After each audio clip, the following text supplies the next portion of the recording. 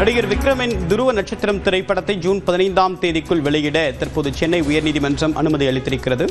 பல வருடங்களாக கிடப்பில் இருந்த நடிகர் விக்ரமின் துருவ நட்சத்திரம் திரைப்படம் பல்வேறு நீதிமன்ற வழக்கு விசாரணையின் காரணமாக தொடர்ந்து வழக்கு தொடுக்கப்பட்டதன் காரணமாக வெளியாவதில் தாமதம் ஏற்பட்டது. இந்த நிலையில் ஜூன் 15ஆம் தேதிக்குள் வெளியிட சென்னை உயர்நீதிமன்றம் அனுமதி அளித்திருக்கிறது.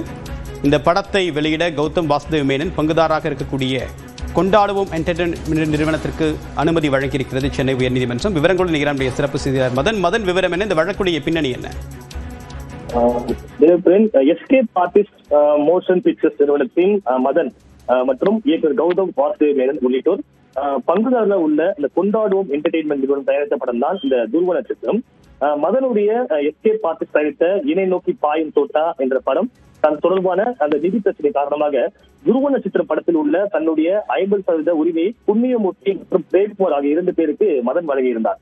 கடந்த 2023ஆம் ஆண்டு இந்த படத்தை வெளியிட முயற்சித்த போது தங்களுக்கு சேர வேண்டிய தொகை தராமல் இந்த படத்தை வெளியிடக்கூடாது என்று புண்ணியமூர்த்தியும் பிரேம்குமாரும் உயர்நீதிமன்றத்தில் இந்த வழக்கை தொடர்ந்தார்கள். அது மட்டுமில்ல தடை உத்தரவும் பெற்றார்கள் இந்த படத்தை வெளியிடுவதற்கு.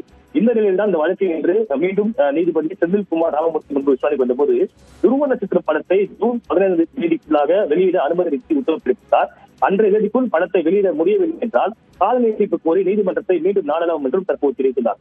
இந்த படம் தொடர்பான நிதி பரிவர்த்தனை மேற்கொள்ள தனி வங்கி கணக்கு துவங்க வேண்டும் என்று பட தயாரிப்பு நிறுவனமான அந்த கொண்டாடும் என்டர்டெயின்மென்ட் நிறுவனத்திற்கு தற்போது உத்தரவு பிறப்பிக்கப்பட்டது.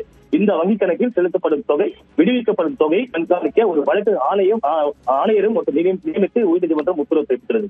அது மட்டுமில்லாமல் இந்த வங்கி கணக்கிலிருந்து பட தயாரிப்பு நிறுவனத்திற்கு பங்குதாரர்களுக்கு ஊதியமாகவோ பங்கு தொகையாகவோ நீதிமன்றத்தின் முன் அனுமதி இல்லாமல் வழங்கக்கூடாது என்றும் தற்போது நீதிமன்றம் உத்தரவு பிறப்பித்துள்ளது. இந்த வங்கி கணக்கு துவங்க ஒத்துழைப்பு வழங்க வேண்டும் என்று இந்த படத்தை எழுதுவதற்கு முட்டுக்கட்டை ஏற்படுத்தக்கூடாது என்றும் இந்த வழக்கை தொடர்ந்து புண்ணியமூர்த்தி மற்றும் பிரேம்குமார் ஆகியோருக்கு உத்தரவு பிறப்பித்து இந்த வழக்கு விசாரணை மீண்டும் ஜூன் 23ஆம் தேதிக்கு தள்ளி வைக்கப்பட்டுள்ளது. விரிவான தகவலுக்கு நன்றி மதன்.